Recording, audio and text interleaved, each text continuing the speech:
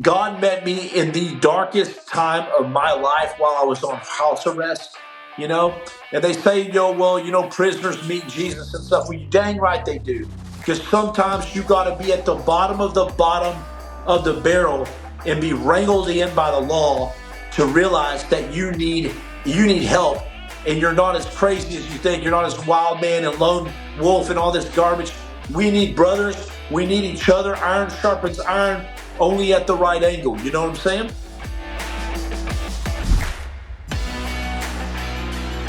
All right, everyone. Welcome back to the Art of Masculinity. We got my boy Jimmy Watson on today. Gonna have a great conversation. Brother, how you been? Man, I'm doing great, brother. It's great to see your face, man. Great to be on your show. Thanks, bro. Thank you, man. I appreciate it. I'm so excited to dive in today. You and I have a lot of similarities in our backgrounds, a lot of weird shit going on today that just kind of, I think men just kind of need to hear from men like us, but also see examples of kind of some of the ways that we live our lives, holding truth, holding integrity with the values that were instilled in us from the fabric of special operations. I think there's a lot of that wavering in today's society, man. So I'm really, humbled and proud to have you on the show. Former Navy SEAL, former Blackwater security protective specialist, and you were in the freaking you were in the Wild West days, man. I got a lot of boys that were shooting around with you in those days, and it was wild. It was wild out there. Brother, I saw more action in Blackwater than I ever did in the Marine Corps or SEALs. Yeah. You were in triple canopy. It was the wild, wild west, it's like we were writing down our incident reports on back of MRE cards and turning them into the Department of State. Like, there was no typing out a report, like a police report. It was like two military-aged men. I felt threatened for my life, and that's it. With a crayon, turn it in, attaboy, go back out, right? Yeah. So it's pretty crazy. Dude, bro, I'm gonna take everybody back a second because I want to hear you talk about this. Your story's pretty actually crazy when you think about your trajectory. So most of us went to the military and then went to the protective side of the house, right? You went like military protection, military. Like, talk a little bit about your transition from like how that process went for you, because bro, you got back into the military after you were getting the money from the Blackwater days. Yeah, it's a decisive moment in a young man's life when he decides to go into the military, like I did with the Marines. When you have to go back, when you feel like your destiny, your purpose is in the SEALs, and that's what you've been wanting to do after you've done the military already, the Marines, after you've made a ton of money with Blackwater, after you've seen a ton of combat, it was extraordinarily humbling to have to go through MEPS again. I mean, I went through MEPS, bro. I was still wearing whitey tighties. I didn't get the memo that you're not supposed to wear whitey tighties anymore. I was an older dude, and so in fact, a lot of the BUDS instructors knew me from Blackwater. Dan Cheswick, Danny Carroll, and all these guys. And these guys were like, Jimmy, what are you doing here, bro? Like, why would you want to put yourself through this, man? Something I always wanted to do. Would love to get into my decision making at the time to actually do that. Yeah. I want to dive into that too. But first, I gotta let everybody know, when your boys or people who know you are the instructors, it's not going to be easier. It ain't going to be easier, bro. And in fact, a lot of times it's going to be harder, right? When they realize that, they're like, oh, we know this, bro. Like, how'd that go for you? It was terrible. Because, well, first of all, I have United States Marine Corps. That's 30-something, 40 letters across my back, right? Oh, well done. Yeah, very well done. And so when you're standing at the pool at BUDS, they have a day right when you get there where they walk around, bro, and they look at everybody's tattoos and make fun of you, right? Yeah. And, of course, I wasn't covered up like this at the time, but I had this big United States Marine Corps tattoo the instructor was walking up and down, like making fun of guys' tattoos, like, you better not ever say God will only judge you. I'm gonna judge you, bro. Like that kind of stuff. And then he gets to me and he just goes, holy shit, bro. And he just walks away like in dead silence. And we're all sitting there. I'm shaking, in my little UDTs. And he goes and gets a bunch of other instructors. And that's the he goes, worst. That's the come here. worst. You gotta see this guy. Like, Yep. you got to see this. And I'm just like, I am so stupid. Like, why would I do that, right? And the guys and the instructor came over. They all came over there. And they said, Watson, come here. And I went over there. And I'll never forget it. I thought that I was going to just get hammered. Like, because everybody was like, bro, don't go in the SEALs. You got that United States Marine Corps thing. They hate Marines. They're going to just destroy you. And I'm thinking all these crazy thoughts psychologically. They tell me to come over there. And the guy's name was Vargas. He's like, and he was a prior Marine. And I was like, this is terrible, because he made it through, right? And he was like, he looked pretty mean, dude. And he was like, where were you, brother? And that's all he said. And it kind of shocked me what he said. So I told him where I was, where I went, where I deployed in the Marines, and then my time in Blackwater. And I'll never forget, he said, well, don't step on my dick, and I'm not going to step on your dick. And I'm like, well, you're not going to have a trouble stepping on my dick because it's, anyways, after that, bro, there was this mutual respect. But it was kind of the opposite. It was like they expected more out of me. Yep. And beat me pretty bad. But yeah. There was a level of wanting you to make it, I would say. Yeah. Well, you had earned respect with them. You'd been to combat. Well, you think about it, man. You're right. You think about it in the SEALs. It's kind of different than other services. In the teams, like, you go through the training, and then your instructor and you can be on a platoon in 1 year from then, 2 years from them, and so they know, like, they're looking for good guys. They want guys with experience. They want mature guys, and so they look at a Marine, a prior Marine, or an SF guy, or a Ranger, and they think, dude, I want this guy on my team because he's not going to get me killed in a year from now. And lo and behold, you always see these instructors in your team. It's really weird dynamic. Yeah. Yeah, we would get similar stuff. So our instructors from RIP, when I was doing Ranger Indoctrination Program, they would show up in your battalion as like an E7 down the road, and then all of a sudden they're a platoon sergeant for you. And they're like, bro, yeah, I whooped your ass in training. And you're like, yes, you did. And now you're my platoon sergeant, and we're watching your back too. So, and I get that, man. We had that same kind of camaraderie where it's like, when you see good dudes, you're like, that's a guy I want to be working with down the road, because eventually, if he makes it through this, he could be in a unit that I'm with. Brother Johnny, I got all the respect in the world for Rangers.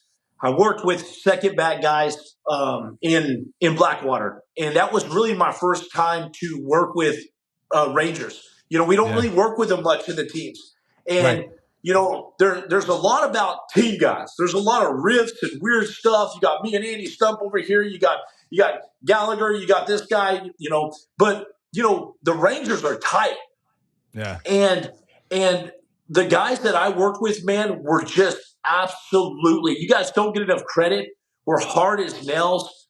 We're top of the chain for me, man, working with you guys in Blackwater. And I always had incredible respect for the Rangers, from the group guys, the SF guys, and all of you, man. Seriously. Yeah, appreciate that, bro. Appreciate that. And likewise, man, we were talking about this yesterday, man. It's one of those things, like, Spec Ops guys, we'll all bust each other's balls, but at the end of the day, we go work together and we fucking crush it. Like, no one can stand against our special operations community, in my opinion, in the world.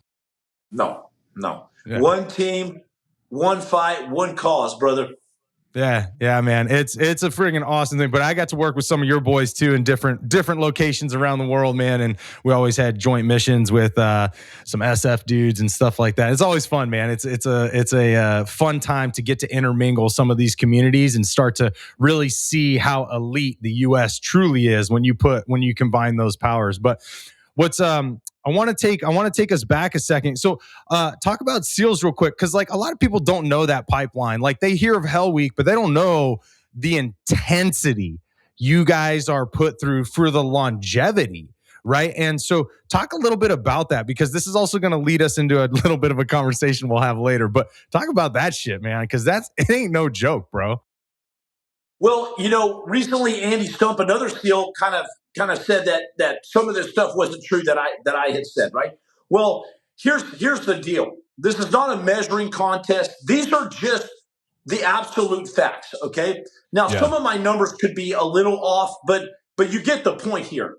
You're recruited out of thousands. You go to Great Lakes in Chicago to pre-buds now. You go there with 500 guys. Out of the 500 guys, you're all competing for a slot to go to buds in Coronado. Out of that 500, 250 guys will class up out of the 500, okay? And so you're always going balls out. And so you get to buds with 200 guys or 250 guys, and you look at the class that's only maybe 3 or 4 weeks ahead of you. And there's like 10 guys in that class, maybe 4 weeks ahead of you, and you got 250 guys that just started, and all of you are rock solid dudes.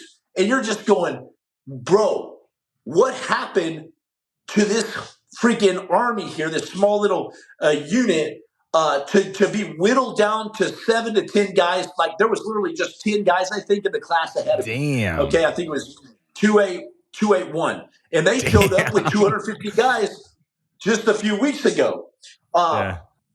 And so it's kind of ineffable, brother. It's kind of hard to explain how difficult it is.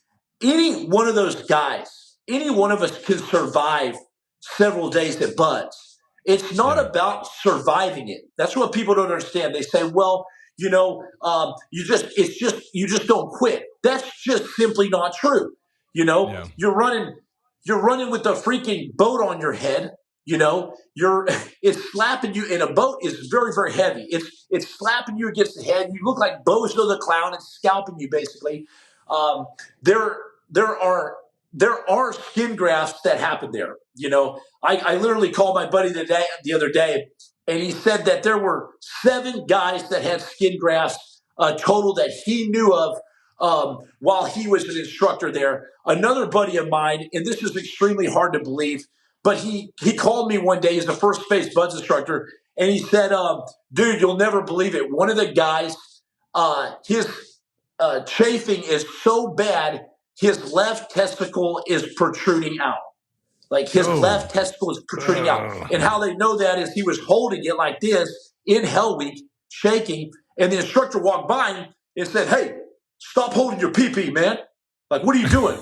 And the guy was like, no. He was like, no. And he goes, hey, man, I just said stop grabbing your pee-pee like that, like something like that.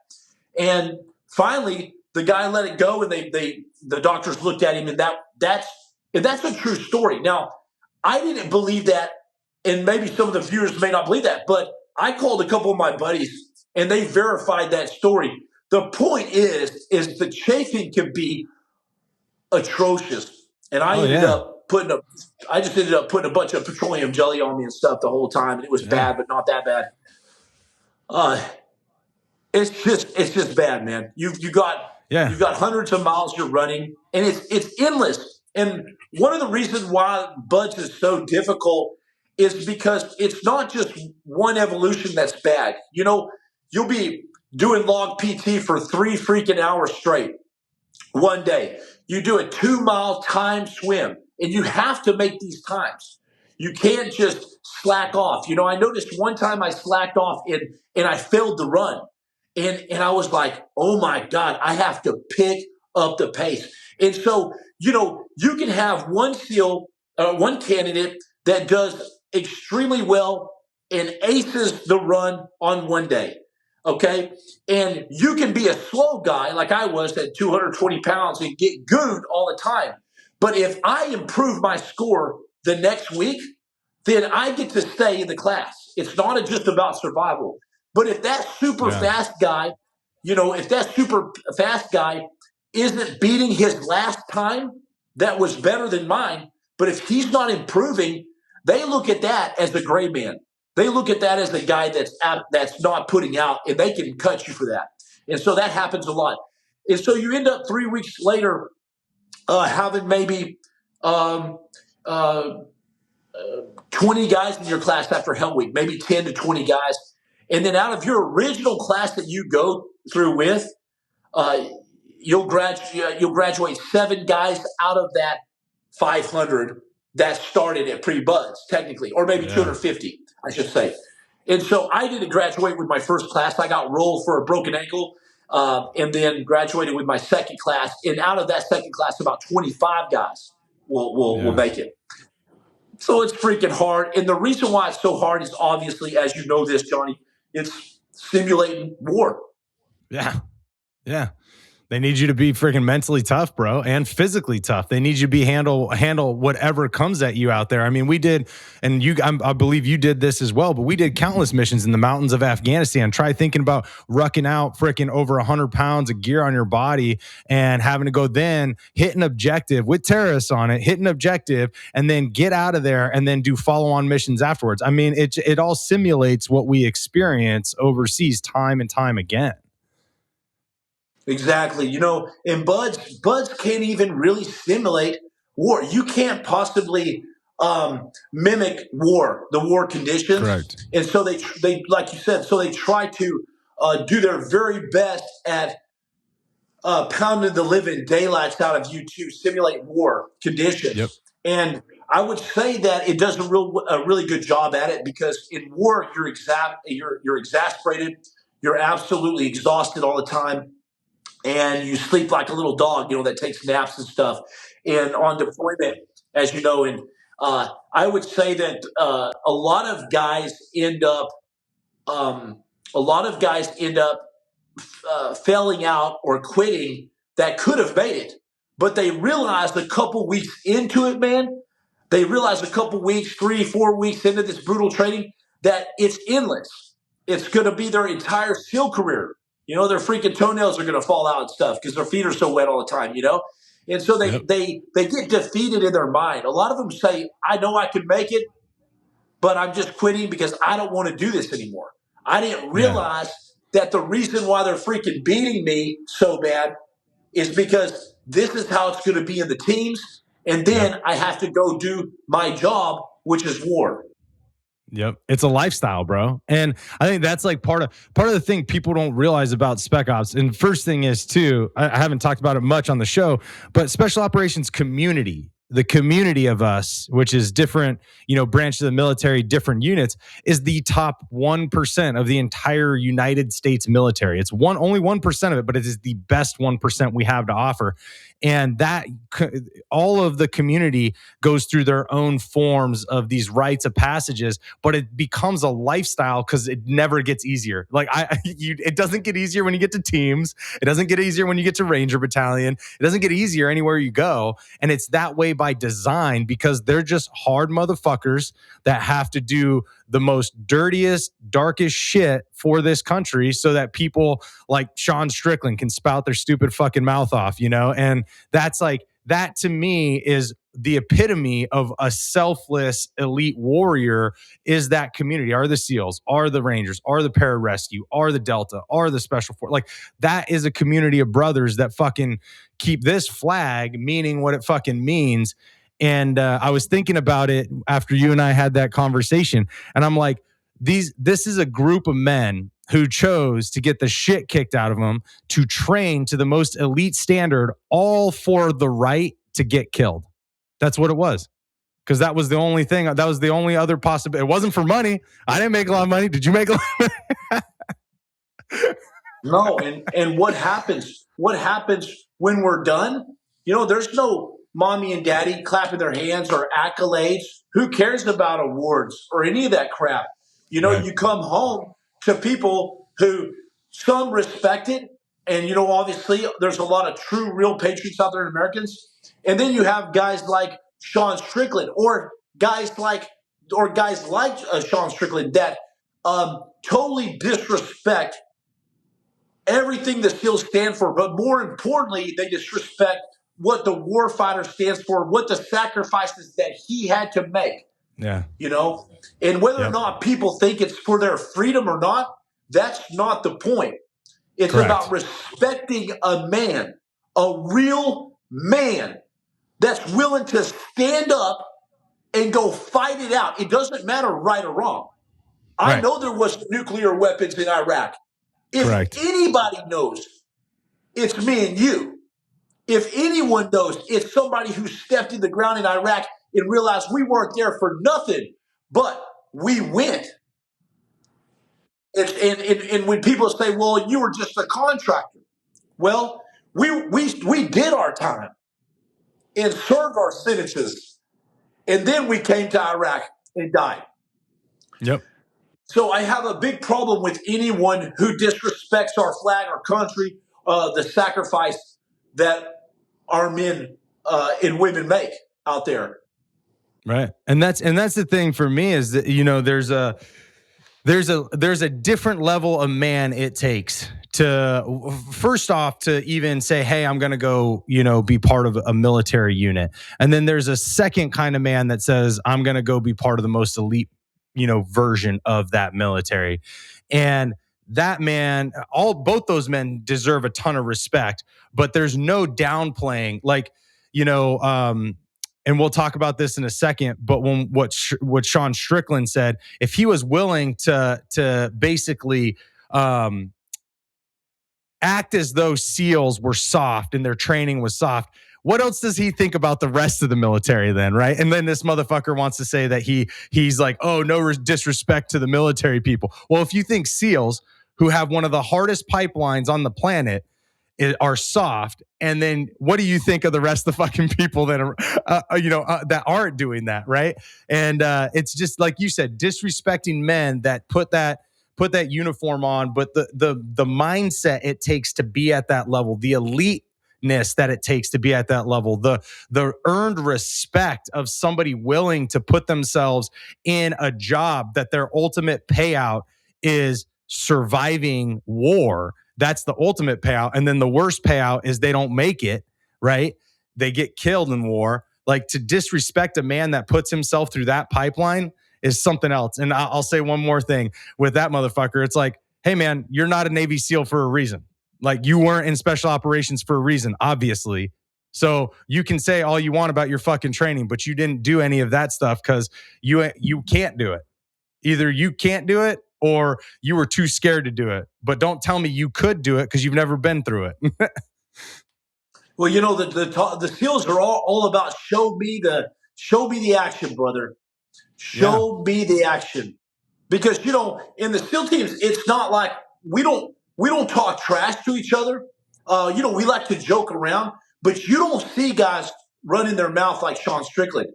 You would just get checked. I mean, hard, because we've all been through such a terrible system, and the word is ineffable. You can't describe the training that we go through, the hardship. Well, we've all been through this really difficult training, right? And so once you go through that and you see the guy next to you, all of his vulnerabilities and his weaknesses, and he sees yours, and then you realize that it takes a team in this fight, then all the bravados go away, all that macho talk goes away. And that was the point of me calling out Sean Strickland.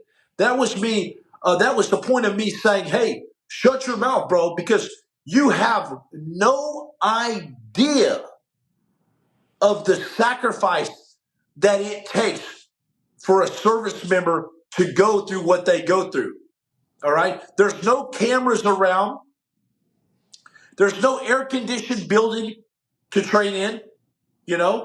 There's the sea, air, and land, and you die in all three of those every single year.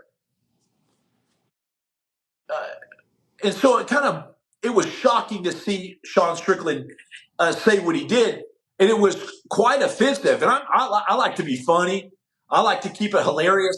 A lot of my videos are more funny, lighthearted stuff, but that had to be said about Sean Strickland, because You can't just run your mouth like that. I see a very insecure little boy with Sean. Now, sure, he can throw that leather, man, and that's great. But once again, you're in a controlled environment where a referee could come in and break you up at any time. And that's the main reason why guys fell in buds. We have a saying in buds, it's like the guy that you know for sure is going to make it always fails. And I've heard some people on YouTube say, oh, Sean Strickland would make it through buds. I highly doubt it because it's not about athleticism. It's not about being able to take a punch or delivering one. There is no winning.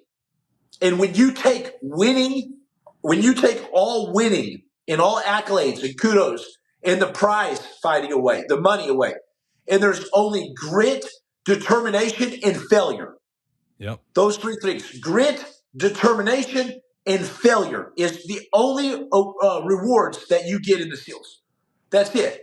There's no there's no even patting you on the back, And so when you realize that, that's why the top team, that's why Olympians quit in buds, because there's no one clapping for them anymore.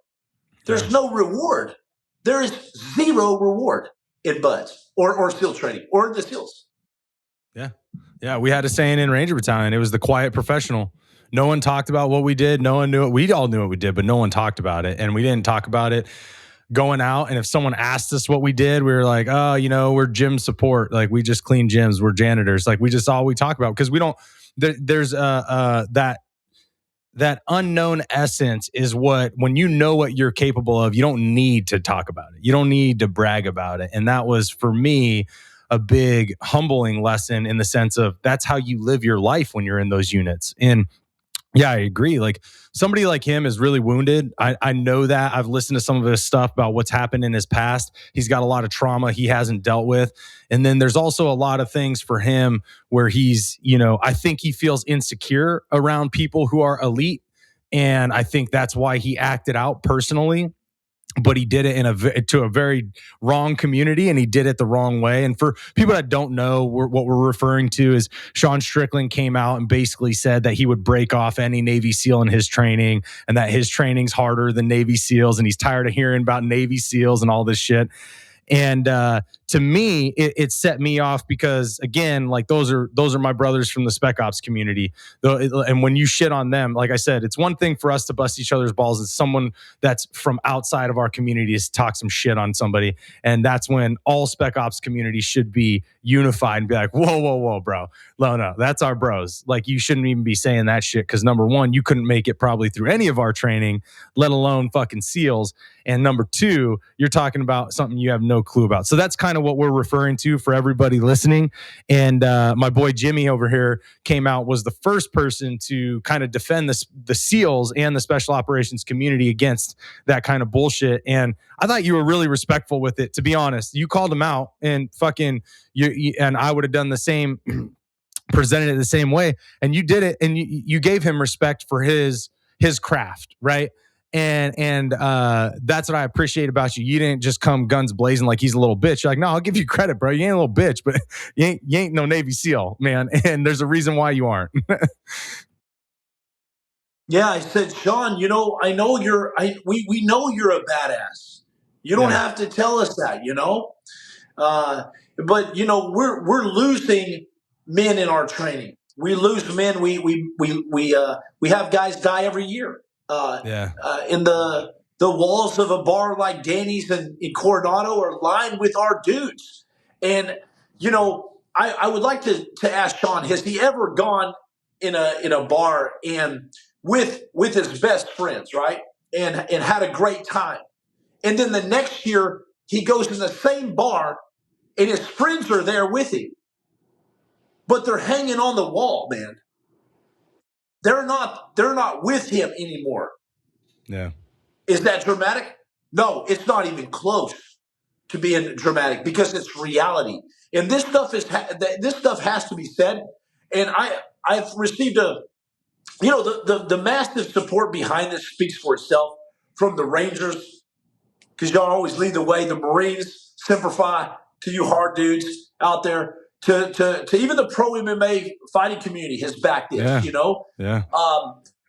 Why one SEAL would stand up against this and kind of go against this, you know, like I'm sure we'll get into. I'm not so sure. I don't know. But for the most part, here's the point. If you're against one of your brothers like me standing up for you, for your training, and for what you did, your sacrifice, then I'm sorry, man, we ain't brothers, brother. You know what I mean? Because it's like if we were in a firefight together and then I just stopped shooting and I ran away. Yeah. You don't want to beat my ass when we got back. And I would be kicked off the team. It's time to back each other up. Rangers, Marines, Rangers, SEALs, Delta, CAG, whatever, SF, everybody to back each other up. And when some guy like Sean Strickland, okay, I'm not going to call him a clown, okay, but when a guy like Sean Strickland, okay, because I have no hate for Sean, but when a guy like him runs his mouth like that and no one stands up against it, something's wrong, brother. Yeah. Something's seriously wrong with that. Well, and you know, obviously my show being The Art of Masculinity about, you know, building healthy men, strong, determined, healthy men, right? What do you see when someone like Sean comes out, right? Obviously he's got a platform. A lot of people know who he is. What do you think that does to the next generation of boys growing up that watch him, right? You know, what's your opinion on that? Like how he's conditioning them who look up to him right now for that kind of stuff? Brother, I may go to my grave being the only one that realized this, but the real issue was not what Sean said. Because what he said was childish and stupid, you know, and in the SEALs, it's like, well, come on, come try. Yeah, right? exactly, yeah. But the real issue here, brother, and I think this is why the video garnished 54 million views on the internet, right? On the internet total, is because the real issue was Sean's influence is huge, and he has a massive influencer, and Sean is an influencer, and he likes to bag on influencers, but he's actually a no joke influencer.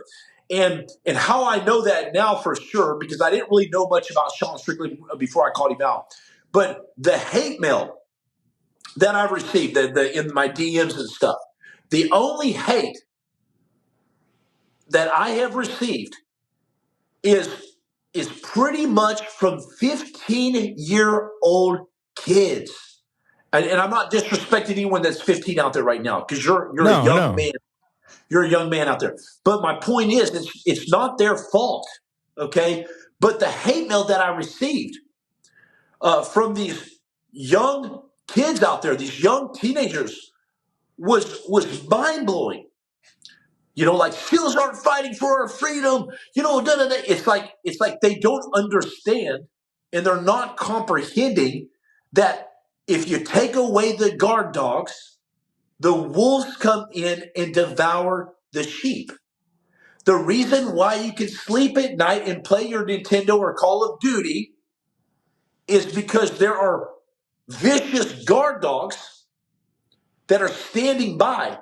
And the mere thought of those guys from the Taliban, the Mountain Tigers, the Mujahideen, the mere thought of the Rangers, the men with green faces, all these different, the White Devils, all these things, these SEALs, like the mere thought of that keeps them from acting out and doing very scary, scary things to our family here at home. And one aspect of this, Johnny, is it's almost, it shows you how protected we are. Right. It shows you, if you look very deeply into the situation, it actually shows you how protected we are if I can have thousands of young teenager boys come in and say, you don't fight for our freedom. Sean's the best in the world. You know, because they worship Sean and just degrade and just take a dump on the military. And that just shows you how innocent they are. And I hope they stay innocent. And I love the freedom of speech, and I can agree to disagree with certain people out there, brother. But it's a very scary time when you have somebody like Sean that says, "I want to go kill someone." Give me a freebie, give me a free card. Did you see that on Joe Rogan? Yeah, he said some bullshit like that on Joe Rogan. This fucking clown. Joe's like, why? Like, what the fuck? Like, Joe's like, I don't want nothing to part of this. Yeah. I mean, but you and I both know this, and to everybody out there listening, men like Sean who speak that way are typically men who have a ton of insecurities and boastful men like that want to talk as though they're tough I know he's tough in the ring, and I'm not taking that away from him, but a lot of times they have a lot of fear in them. And that's why they have to bark so loud. And you and I both know the Spec Ops community, those bros don't bark very loud because their bite, when it comes, it rips people apart.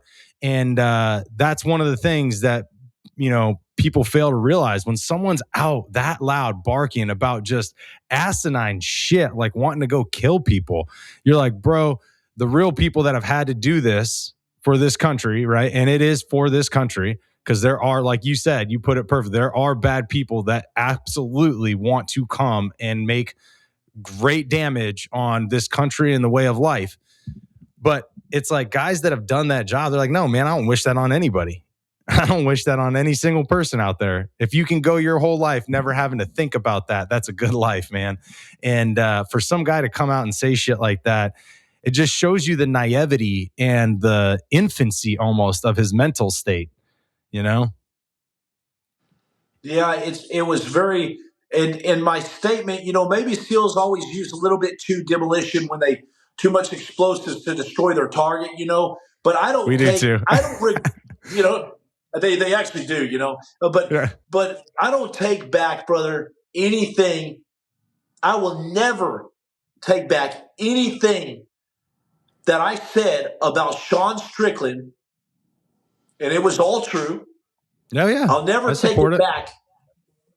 Yeah, I'll never take it back, brother, because especially when a guy disrespects the SEAL community and the brotherhood like he did, I'll never take it back. That's just how it is.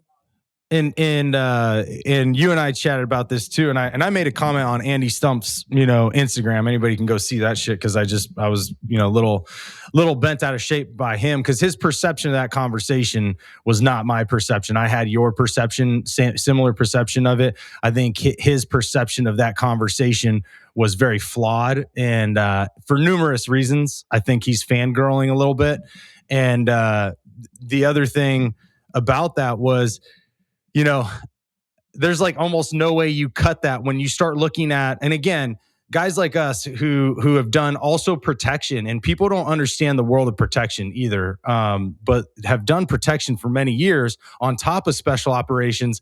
Man, you learn to read people's body language, their facial expressions very fucking well, because that's speaking a lot louder than their words.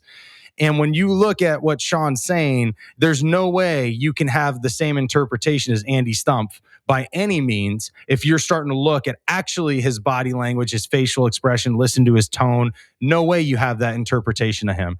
And so that kind of irritated me as well. And a little bit to everybody was Andy came out and came after Jimmy a little bit about Jimmy's background, because, he's been, I don't know, is indicted the right word or whatever? You've been indicted for I think being in the arena is the right word. Yeah, you've been in the arena, bro. You have been in the arena. It's being in it's bullfighting in the arena for the last 20 freaking years, man. Yeah, I was arrested by 15 FBI agents, indicted with, I think, 8 felonies at the time. Was placed on pretrial house arrest confinement. Yeah. Transferred me through the federal penitentiary for 4 days, and then on house arrest. And this was all pending trial. The reason why people may think that I went to prison for fraud is, the Department of Justice has about a 98% chance of conviction. Okay, it was looking like I was going to prison for a long time with John McAfee. Now they put me on pre-trial house arrest confinement pending federal trial for a year and a half. The reason why I was on house arrest is I was awaiting John McAfee to be extradited from a Spanish prison. Okay, during that time, they found John McAfee mysteriously dead in the prison cell. Okay. Now, we all know how much the government loved John McAfee. You know what I'm saying? I can't even say much about this because I know the deal with a lot of things with this country, the way it's going. It's a scary place. Yeah. And they found John McAfee dead. They dismissed my case. They wanted John McAfee dead or alive. Yeah. And that's the truth. Yeah, and it was a whole nonsense. I mean, in my opinion, very nonsense case in any ways, because it was centralized around cryptocurrency and actions around cryptocurrency, where people were and massively in the industry, people were pumping and dumping. That was just the game cryptocurrency was in. None of it was illegal because they had not made laws on cryptocurrency, and it was really not even regulated or governed really for the most part whatsoever. And a lot of it was just nonsense. It was a game that was being played with cryptocurrency that everybody was doing on a regular basis. Very well-known people. I cannot confirm or deny, but my speculation is this was part of kind of things like what Elon Musk did with Dogecoin and did with Bitcoin when he invested heavily with a lot of Tesla's money into Bitcoin, drove the price up, and then actually created profits or created revenue for Tesla after that. But, there was a lot of things for that he did, and a lot of people did to kind of spike up different coins. And then they would dump when it was getting to a good amount, and then they'd make profits off of it. And that was one of the things that kind of bothered me about your case, was that it wasn't, as far as I know, there was nothing illegal about those things, whether or not that even happened, but there was nothing about it that was illegal. And there was tons of people doing it. You still see it to this day. Brother, when I retired from the SEALs, okay, after 17 years, full medical, got out honorably. Not that honorable is on a piece of paper. Trust me about that. But you know what I'm saying? Like, whatever about that. But I got out, and I hooked up with John McAfee, went to his place to be his bodyguard, turned out to be like his right-hand man, and then like a son, and then the CEO of his company. John McAfee, he was very, very influential to people. I think 75% of the million people on Twitter would do exactly what he said. Okay. His reasoning, 75%. That was the analysis breakdown. His reasoning for what he did with this crypto pump and dump thing is that, one of the charges against us was that John McAfee did not tell people that he was invested in the coin that he was talking about. Okay. Yeah. But John McAfee said, listen, Michael Jordan, when he goes on a commercial wearing the Jordan shoes, he doesn't tell you that he's getting paid by Nike. Correct. Okay. Right. He doesn't tell you that. You automatically know if Jordan is wearing those shoes on a commercial, he must be getting paid a lot of money to advertise these shoes. Now, to your point, when I got there, John McAfee assured me, he was like, Jimmy, there's no rules to this game. And of course, stupid me at the time was like, okay, and I think that was the case with a lot of guys in that arena at the time. Yeah. You got to think back, Johnny, 2017, all right, there ain't no little grandmas playing crypto. No. You'd have to be. It took me a long time to understand crypto, a long time to understand the system and trade. I was terrible at first. And so if you were playing this game, you were in a high stakes, top-notch casino game. You were going to the casinos and you knew exactly what you were doing in this game. the old woman on her computer just doesn't know how to do this. Very, very smart people didn't know how to do this. Yeah. So I leave no excuses on the table for my actions. In fact, once the FBI explained to me exactly what I did, I was like, oh man, you're right. I guess that is wrong if there's rules about it. Okay, yeah. All right. Hit me where it counts, right? And that was for the civil case, right? Yeah. But all in all, man, I think that I don't know if John McAfee understood the implications since, like you said, there were no rules at the time. Right. He was just he was an opportunist. John McAfee was an opportunist. And every industry through the freaking inception of our society has experienced opportunists, and until the opportunity gets noticed, and essentially what happens is the government just determines that someone's making too much money and they can't account for it to get their cut, then the government makes rules against it. That's kind of the synopsis of what happens. And that's semi what happened with the crypto industry as well. But in 2017, you didn't even have things like, I don't believe Coinbase was even around yet, where you could even publicly buy coins. So you had to really know what you were doing, where to even go. So, yeah, I mean, it wasn't like, let me just pull up trading cryptocurrency online. Like it didn't necessarily work that way. And that was, but there's more to the story here too. And I have a lot of internal knowledge about the other part of this story, which is, you were part of Blackwater, part of a time when Blackwater had an incident in a Source Square, and you were targeted by the federal government. And there was a whole play behind that. That has since been revealed, let's say to me, when I was doing protection over there through the FBI and through some friends of mine in the State Department, that essentially what had happened in Source Square was legitimate. It was a legitimate firefight. And then the guys that got in that firefight, Jimmy Watson in there, but the guys that got in there you guys were in a position that you had to fight back and get out of there in exfil. And then you guys got identified by the federal government. You guys got essentially attacked by our own government to legally. And on top of all of that, what people don't realize, and this has never been talked about, I had so many friends from Blackwater, because what happened was Triple Canopy came up north and took over that contract. They were the only ones that could backfill that Baghdad contract because it was so big. And that's the thing is, like, again, there's a lot here that I'm going to bring around for everybody to see Jimmy and the life that, he's lived and how he's taken responsibility for his stuff.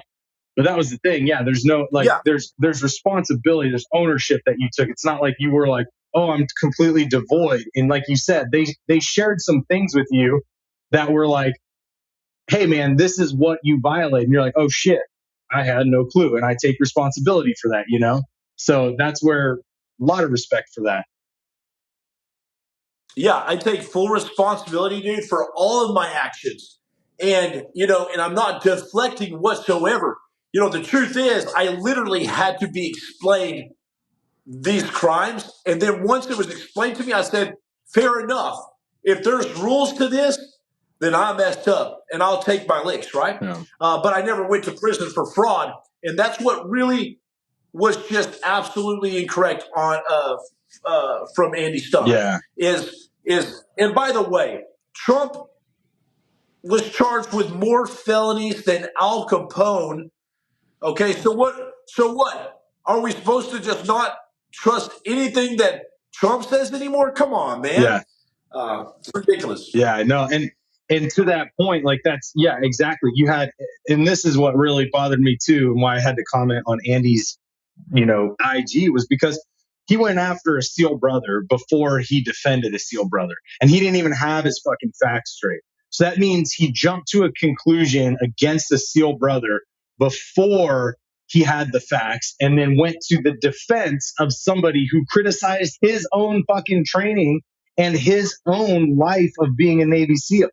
And that to me it's almost like, bro, you literally just fangirled this dude and even took it so far as to say, yeah, I agree, I'm a little bitch and you're better than me. Like, that's kind of like what I took it as him saying. And then he went and attacked his own SEAL brother with not even the right information. And to me, it's like he should have at least been like, sorry, I don't mean to keep going, but I was like, he at least should have been like, hey, bro, I can't comment on that right now because I just don't know enough. So let me look into this. Right? That's what he should have at least done, at the fucking very least.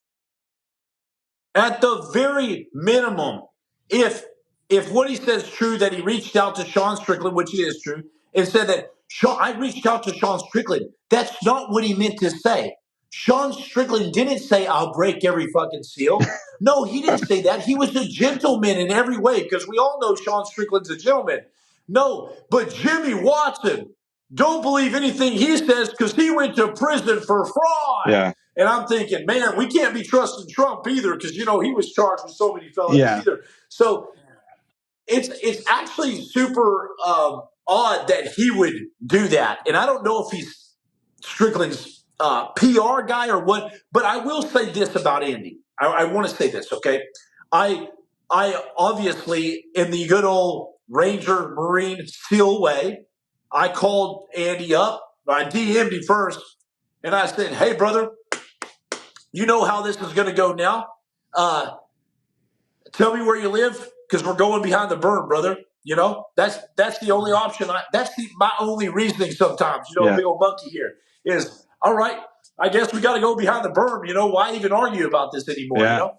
And then I confronted him about, and he started backpedaling a lot, backtracking. Now, not on some of his statements. Okay, I want to give him that. I want to make sure that people know that Andy didn't back down on some of his statements, but he sure did on me going to prison for fraud, and that's why you shouldn't trust me. Okay, because we all know how amazing the government is. You know, and so I think you catch my undertones. And so, I got you.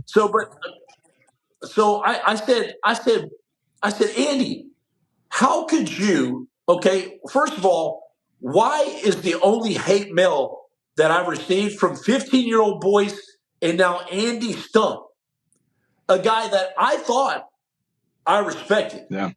And I was, in all of my SEAL buddies, I've had the massive support speaks for itself. Even the pro MMA fighters are on my side on this, which was surprising. Yeah. John Jones, everybody. Didn't John Jones call out? Sorry, didn't John Jones just call out Strickland? John Jones literally said, this is the first time I'm embarrassed to call myself an MMA fighter. Sean is so dumb. Something like that. Yeah. A lot of guys did. And, you know, the conversation that me and Andy had was pretty simple. I said, how could you elevate and worship Sean Strickland after he just completely disrespected the SEAL community while downplaying the hazards of SEAL training? Like, yeah, I've had a couple guys die here. Yeah, that's not neither here nor there. Yeah, the chafing's whatever, you know. Like, what are you talking about? Yeah. Did you go to the same buds as me, bro? And the last thing I'll say about that is, you know, he said that I needed to take it down to a 2. Brother, we need to take it up to a freaking 100 because our country is burning to the ground. Yeah. If guys like Andy, me, and you, and everyone else keep at a level 2, we're not going to have, you see the problem? We're not going to have an America left if we keep this up for a couple more years with the way our country is going. I will give it to Andy, okay? After a conversation with Andy, you know, like 2 real men should.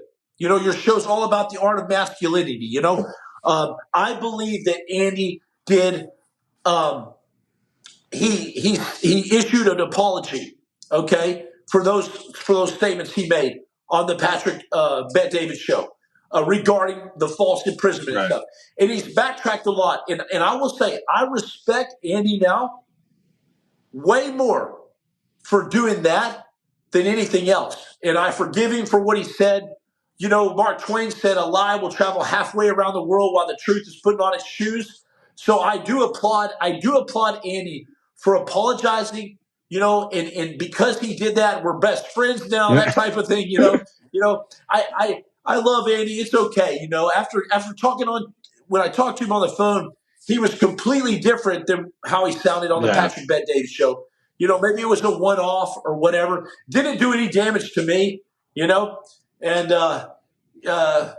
my SEAL buddies were kind of like, what the heck happened, bro? Like, what's he talking about? Yeah, we've had skin grafts. Like, it's a well-known thing in buds. Like, what are you talking about? So I don't know why he would do that, man. Yeah, I don't know either, bro. And for me, I just think of a man like that he's a coward in the sense that he jumps to defend somebody he hasn't served with, and leaves a brother hanging out there, and actually a community, because it wasn't just you. He didn't support the entire community. Now, he slandered you, yes, but he didn't. He apologized for that, but then he also still hasn't, as far as I know, retracted his defense of Strickland's kind of comments, in that you were presenting Strickland's comments incorrect. And that to me is fucking cowardice, because that's bullshit. But anyway, I'm not trying to stoke that fire. If Andy doesn't retract his statements, in regards to just generally defending the SEAL teams, that's on him. Right. He has to sleep. Andy has to sleep with Andy at night. Yeah. He has to deal with his own things. And I just can't really believe that he actually believes that. I can see right through that stuff. And I told him, I said, bro, I'm like the bad luck lottery to mess with, man. I've been fighting my entire life, bro. Yeah. Like, up against governments, up against, the whole Blackwater trial, against me and those 4 poor dudes that had to get pardoned by Trump. Is it no surprise that I had to fight for so long? I'll just say it like that. No, man. No, it is not. And it really did a disservice to the SEAL Brotherhood and all warfighters by him doing that, because guess what? It creates more dissension. And it's not in the name, for me, I'm all out, man. I'm all out. This is not a marketing game for me. No. This is not a game for me, bro. I didn't know that video would go, so viral. Yeah, right. I was making a statement whether it was. I just tagged Strickland in it. I thought it was just me and him. Like, what's up, bro? Yeah. Yeah. Of course, I spread a message now, and I want attention to come over and see the power and the redemption of God and what God can do in a man's life, a broken man's life like me, man. Because it's been one heck of a battle, brother. Yeah. And I've been in the depths of despair pit. Yeah, I mean, but we're winding down here, but I want to actually talk about. I know that story, and I want you to share, because, like, I don't want people thinking we're here just talking shit. First off, like, Jimmy's, if you guys haven't recognized, the loyalty and integrity in this man is something that all men should be striving for. And it wasn't like, if you guys knew even, hopefully you guys kind of caught on to a little bit of his story, but if you even knew all the story, you'd see it. But talk a little bit about that, because I know a lot of that struggle came when you were in SEALs, and people may not think it has to do with what it has to do with, but I know part of that struggle was right before you went to SEALs, and part of it was while you were in there, right? Yeah, the struggle was real, man.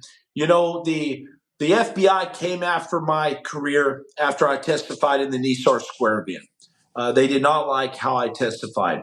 I was called into the office one day and told I was getting kicked out of the Navy in 10 days.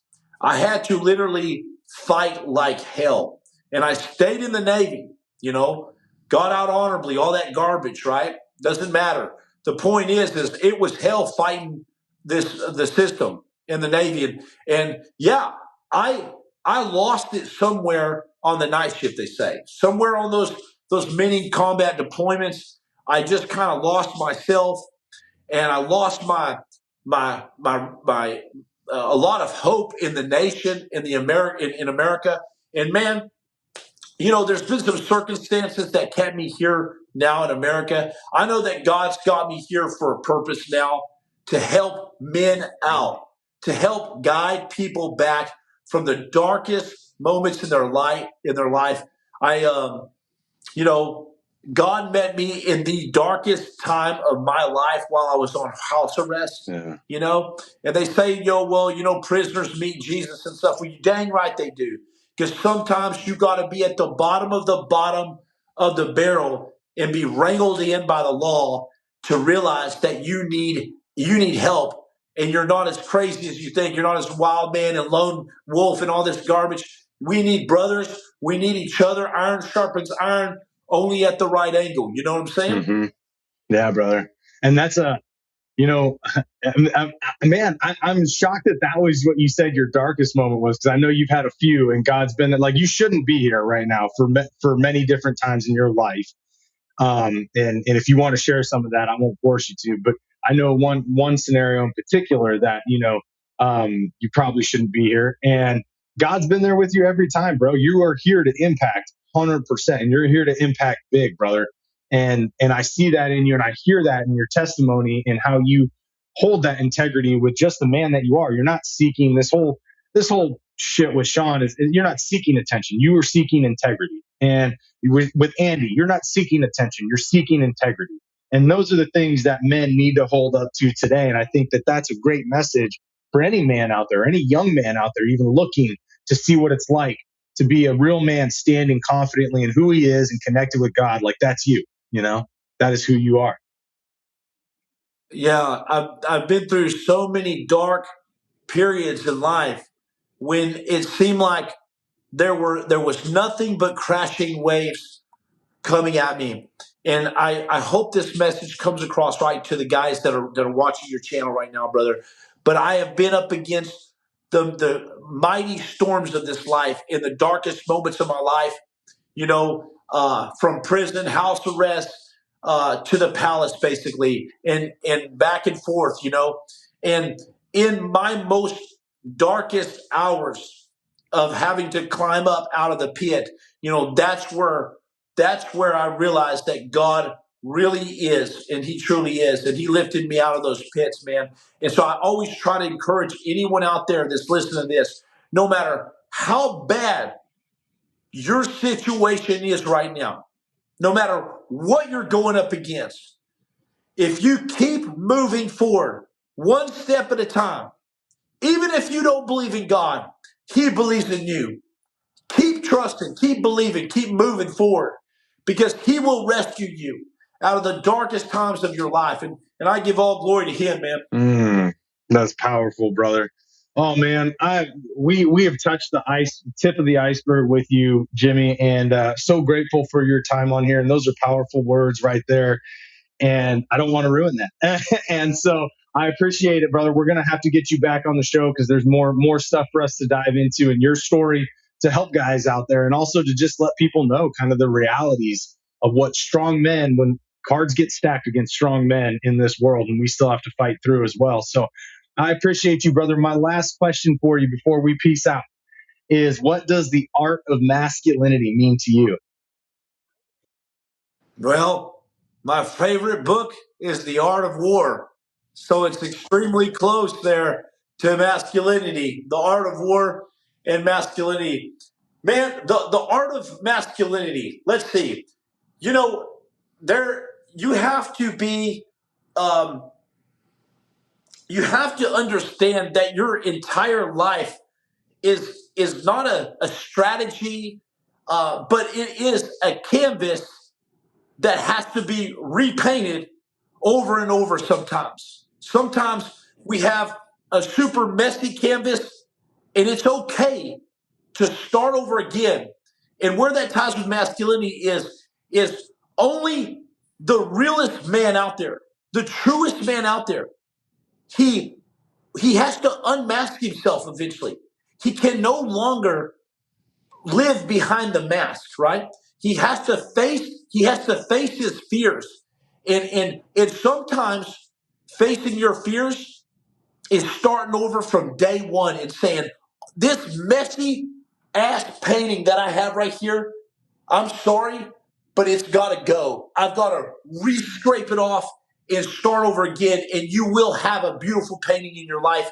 And that's the art of masculinity to me, brother. Damn, I love that analogy, bro. That is freaking amazing, and I wholeheartedly agree. Bro, it's been so much fun having you on the show. You're a legend. You know how much I support you and grateful for you standing up and being the man that you are today. Don't ever stop that. And to everybody listening, as always, remember that the world deserves a better caliber of man, and it's our responsibility to give it to them.